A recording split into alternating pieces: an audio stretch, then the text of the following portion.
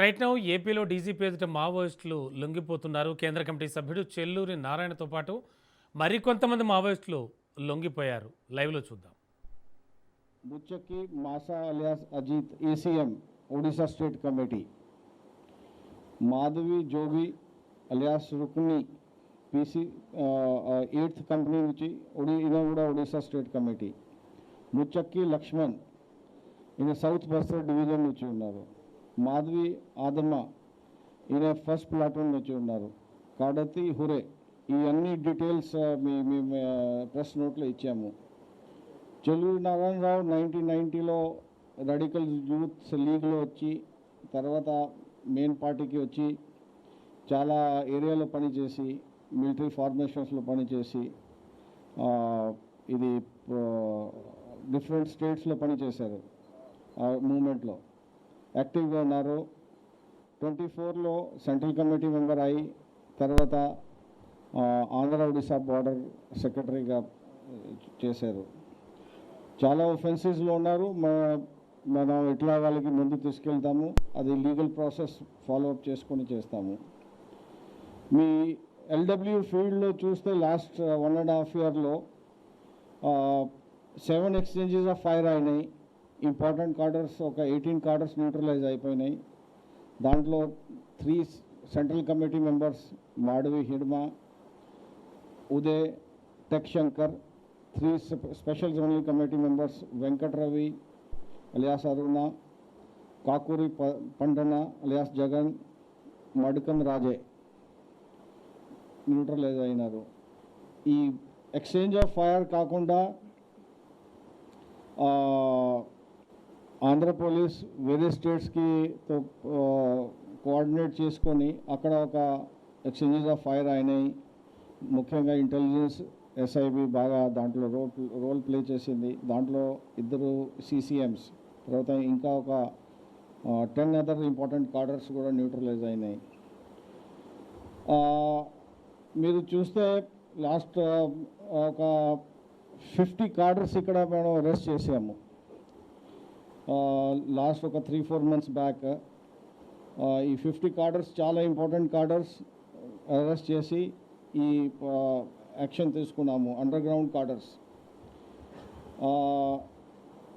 ఈ 31 members arrest అయినాయి. ఇప్పుడు లాస్ట్ 1.5 ఇయర్లో 31 మెంబర్స్ అరెస్ట్ చేసాము. అట్లాగా 106 మెంబర్స్ కార్డర్స్ అండర్ గ్రౌండ్ కార్డర్స్ వాళ్ళు సరెండర్ అయినారు, including 1 CCM, 2000 SG south zonal committee members. అట్లాగే చాలా ఆర్మ్స్ డ్రమ్స్ మనం రికవర్ చేశాము. ఈరోజు మీరు చూస్తున్నారు, ఇంతమంది కూడా మీరు చూశారు. సో చాలా ఆర్మ్స్ డ్రమ్స్ రికవర్ అయినాయి. ఓవరాల్గా లాస్ట్ 1 ఇయర్లో 120 వెపన్స్ రికవర్ చేశాము. ఈ డీటెయిల్స్ మొత్తం మీకు ఇచ్చాము. ఇది కార్డర్ వైజ్గా వెపన్ వైజ్గా డీటెయిల్స్ ఈ ప్రెస్ నోట్లో ఉన్నాయి. సో మొత్తం మీద ఈ ఒక పీస్ఫుల్ సొసైటీ కోసం మన పోలీస్ కృషి ఈరోజు ఒక కన్క్లూజన్కి వచ్చింది. 31st మార్చ్లో టార్గెట్ ఉంటే 30th మార్చ్కి మేము అది అచీవ్ చేయగలము. So congratulations to AP police and పర్టికులర్గా ADG intelligence, ADG law and order ఎక్కడ ఉన్నారు, ఎస్ఐబి చీఫ్ ఎక్కడ ఉన్నారు, అందరికీ కంగ్రాచులేషన్స్, ఆర్టీఎస్ కంగ్రాచులేషన్స్. అండ్ మీ సహకారం కూడా ఉంది దాంట్లో, మీ సహకారం చాలా ఉంది. So that's all from my side. Thank you.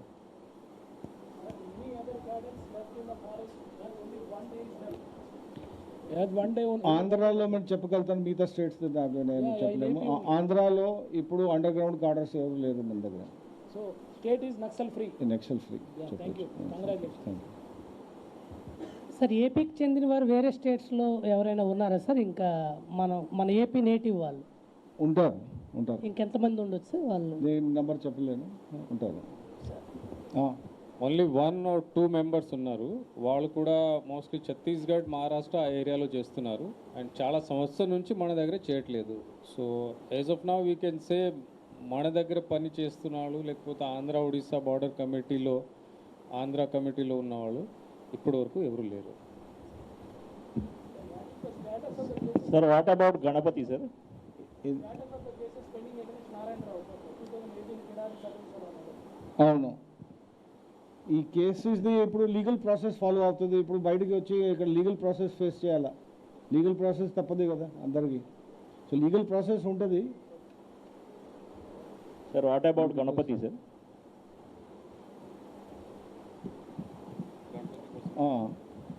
Ganapati కోసం అది మన దగ్గర లేదు అంటే, ఆంధ్రాలో లేరంటే మేము దాని మీద కమెంట్ చేయడం it may not be very appropriate.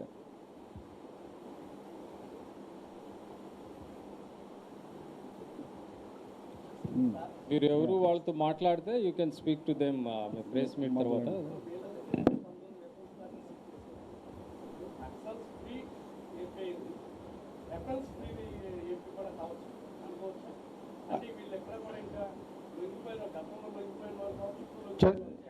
చాలా మంచి క్వశ్చన్స్. ఈ ఆర్మ్స్ ఎట్లా ఉంటాయంటే, ఆర్మ్స్ ఒక పర్సనల్ ఆర్మ్స్ ఉంటాయి, ఆర్మ్స్ డంప్స్ ఉంటాయి.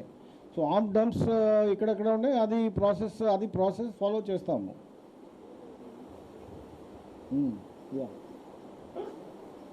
We request DGP sir to give them immediate relief of 20,000 each, sir. Yeah. But a reward due process lo will get it, sir.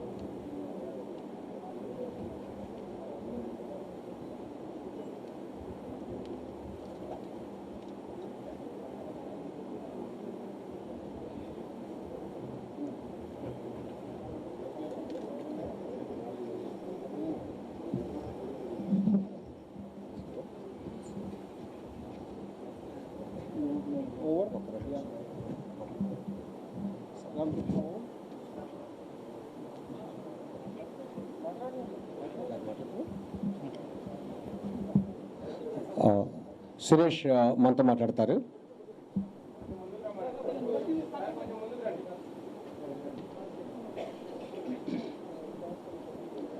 మిత్రులందరికీ నా నమస్కారాలు.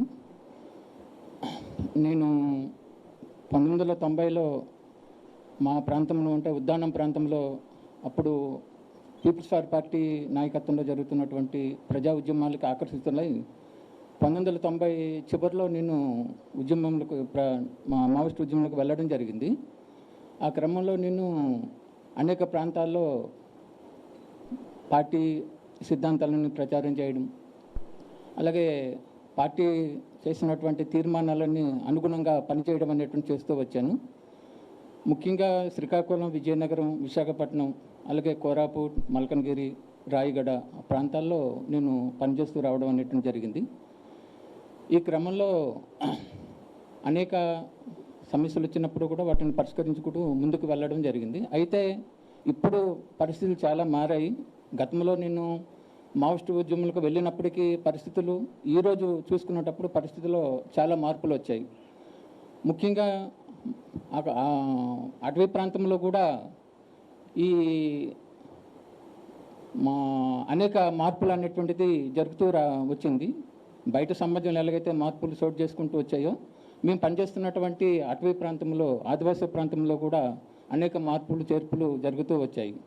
ముఖ్యంగా ప్రభుత్వాలు ప్రవేశపెడుతున్నటువంటి అభివృద్ధి సంక్షేమ కార్యక్రమాలు ఈరోజు గ్రామీణ ప్రాంతాల వరకు కూడా వెళ్ళడం అనేటువంటిది ఒకటి మనకు అక్కడ కనిపించినటువంటిది.